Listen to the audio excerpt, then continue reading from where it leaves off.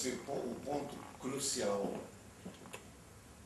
da nossa época, que eu falei ontem para os atrasados, vou ter que repetir tudo, mas enfim, é virada de século. Tem a doença de fin de século, né? Fim de século. É uma doença. Você vai no século passado, é a mesma coisa, até que apareceu Freud, Duchamp, pessoas que, né, levantaram a bola. Schoenberg, Kokoschka, Egon Schiller, Schnitzler e toda aquela turma de Viena inteira. Viena toda trouxe, né? E aí a França expulsou seus dadaístas, foram para a América e fizeram aquilo. Mas a gente nessa entre-safra fica vazio, né? Fica perdido, fica vazio, fica pensando, porra, como artista, como é que se pensa a arte? Fazer uma coisa fácil. Fazer arte, praticar arte é fácil. É como trepar. Trepar é fácil. Amar é difícil, não é? Amar é uma coisa muito difícil. Quantas vezes você já amou alguém na vida? Ou ama? Difícil. Trepou 500 vezes? É fácil. Agora, nessa entre-safra, esse vazio é também um período de gestação de alguma coisa que está por vir, né? Quer dizer, depende do foco que a gente dá, acho.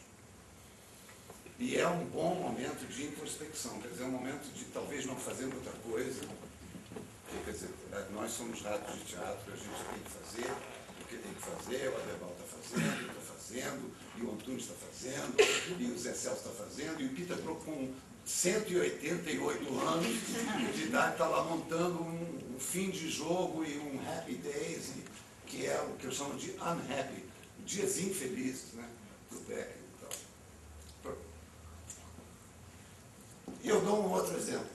Beckett, com quem eu convivi, trabalhei essas coisas, por 6 anos, também não soube sair na hora certa. É o atleta que não sabe sair no milésimo gol, né? É o atleta que não sabe sair no auge, por exemplo. O Phelps, agora que ganhou todas as medalhas, o nadador falou, chega, acabou. Não vou nadar no Rio. Ainda bem, né? No Rio. Não vou para o Rio, não. Quero agora conhecer as cidades. Né? Eu acho que atleta é um pouco parecido com gente de teatro. Pega a gente no aeroporto, hotel, do hotel para o teatro. Eu tive no mundo inteiro, todo mundo inteiro. Não conheço todas as cidades, eu conheço teatro. Né? Por isso, quando me perguntam se você vai ao teatro, eu vou, todo dia. Eu fico o dia inteiro no teatro. Quando não tem ninguém, eu fico lá.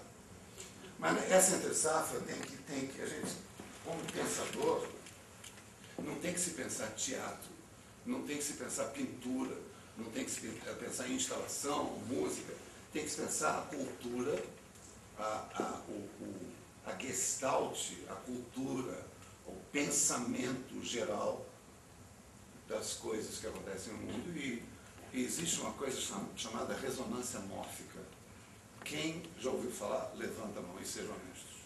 Trata-se do seguinte: se você ensina um rato, aqui no Brasil, a dar cambalhotas, e esse rato ensina ao filho do rato a dar cambalhotas, sem nenhum transporte de gene, genético, nada, um rato na Austrália, em questão de meses, vai estar dando cambalhotas. Ou seja, o que o Jung chamava de sincronicidade acontece biologicamente entre plantas. De repente, um fenômeno aqui, tem um fenômeno ali, tem um fenômeno ali, e isso acontece numa esfera que a gente não entende muito bem. E que nós, humanos, não iremos entender muito bem. E eu categorizo o mundo assim. Se Eric Hobsbawm e Harold Bloom ainda não entenderam, é porque ninguém entende muito. Então, essa ressonância mórfica é, de fato, uma coisa muito interessante, porque, de repente, por exemplo, na década de não sei o quê, nasce saúde. Era você que estava tossindo ontem com o inferno. Nossa, se hoje for.